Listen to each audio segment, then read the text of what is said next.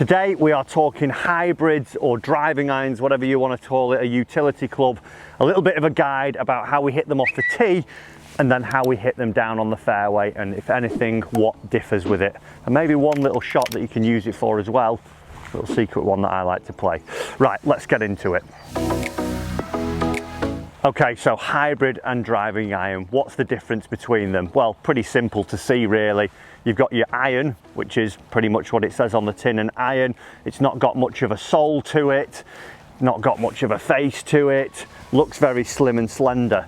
As where your hybrid club, your rescue club, whatever you call them, looks a little bit more like a wood now, so it looks a little bit more bulbous back here, a little bit of a shallower face. And the big difference with these is that the sole's a lot larger here and there's more weight down towards the bottom of the club, and also with that shallower face than we see here than with the iron, we would see that this one is just a little bit easier to get in the air. So if you're looking firstly for a club and you're thinking hybrid or driving iron and you want to hit it a little bit higher, hybrid you want. If you want to hit it a little bit lower, driving iron's where you should be going at it. Okay then, well how do we hit them off the tee? I'm going to do this with my my hybrid here. So first things first, because it's that sort of mix between the iron and the wood, what I see a lot of people doing is being stuck in between how to play each club. Well, do I hit it like a wood? Do I hit it like a hybrid? Do I hit it like an iron? What do I actually do? And it is quite confusing because it is, like I say, stuck in the middle of both clubs there. So how are we going to play it? First things first, you need to tee it up at the correct height, because one of the mistakes that people would make, I've got this one teed up correctly here, where the ball is just a tiny bit above the face. But what I would see with some people is that as they would put it down, we would get something like this, where pretty much all the golf ball is above the club face now. And if I don't get a nice positive attack angle on that, I'm going to come down and I'm going to sky it. So we've got to make sure that we've teed it up at the right height. We only want a tiny little bit of the ball above the club face. A bit like if we were playing a par 3 with an iron, tee it up to the same height.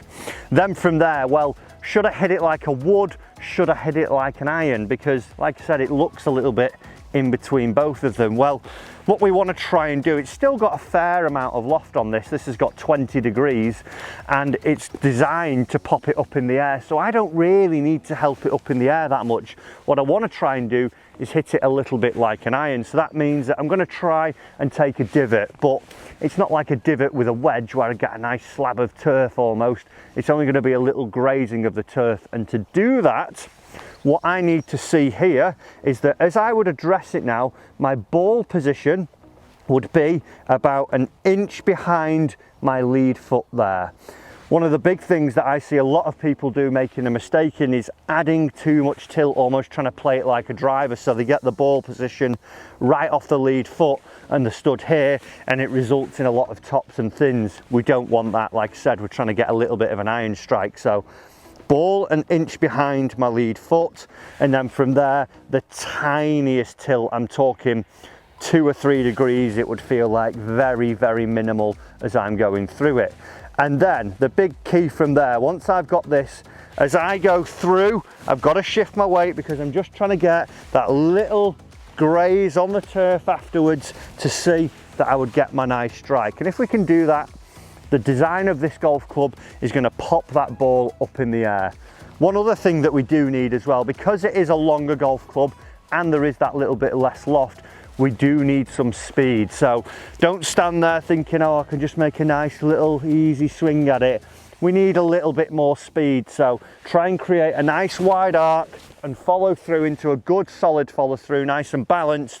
Create that speed, little bit of that brush, and we should see that we get that nice strike. So let's chip one away and see how we get on. So I've got the ball in the right spot, that inch behind the lead foot, the tiniest amount of tilt, and I know that I want to try and make my iron-like strike.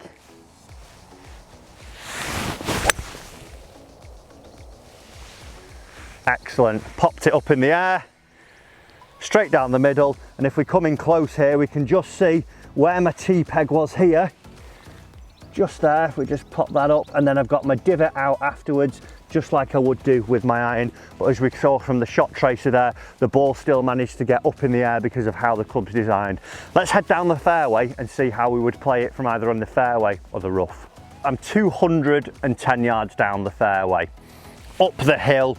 Pretty good spot for my hybrid, we would think, and that's probably where a lot of people their desired distance get to and think, well, this is a hybrid distance, no matter what the circumstances of the lie and the shot they're about to face. So when we're on the fairway, we've got to take into account firstly, well, what am I facing here? Because if we look at this golf ball here, we want to hit off the tee. Pretty good shot, but it's just snuck down. If I tried hitting that with my hybrid, so much grass is going to get caught in between the ball and the club face, and because there's not a lot of loft on here, it will literally just flop out off here and I won't get my desired distance from there. I would be better off hitting like an 8 iron and actually getting some lift on the golf ball and getting it up out there. As where if I'm literally 1-2 paces away in the semi-rough, that's actually almost the perfect lie there, because we've got this little bit of a cushion. And even if I just move this one just onto the fairway here, again, this is a good spot to it. So first things first, when we do use the hybrid on the fairway or in the rough, assess whether a lot of grass is going to get trapped in between that face and the ball, because if it is, you're not going to get the lift on it. From there then, how do we play it?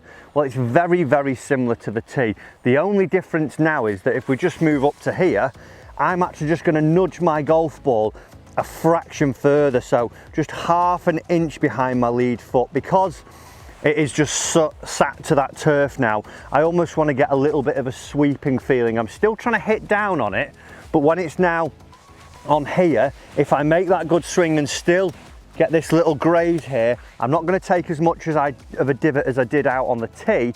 I'll get more of the sweep feeling and actually end up getting it away. Basics still apply, that we still need that little bit of a tilt and we still need the speed. Like I say, probably the biggest thing is that assessment of the situation.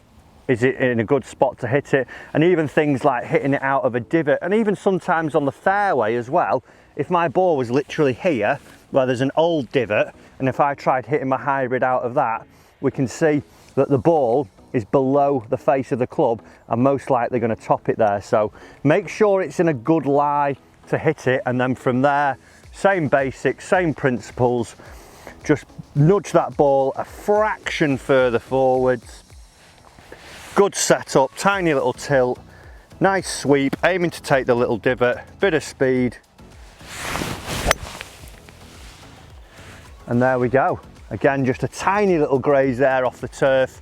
Ball's got nicely away because I've used it in the right situation instead of thinking, well, this is my hybrid distance, I'll just go and hit it. So if you're struggling with your hybrids, bear those tips in mind and we should start to see that you can hit better hybrids when you're out on there. Guys, thanks for watching this video this week. If you've enjoyed it, hit that subscribe button for me down below and I'll see you in the next video.